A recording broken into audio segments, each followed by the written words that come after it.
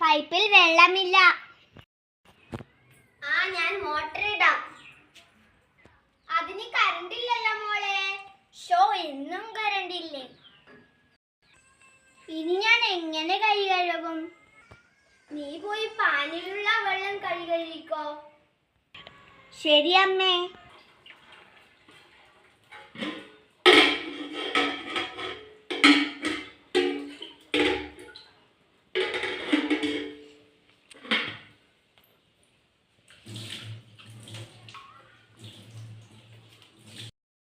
ഇനി എത്ര നാൾ കറണ്ട് ഇല്ലാതെ ജീവിക്കും അമ്മേ?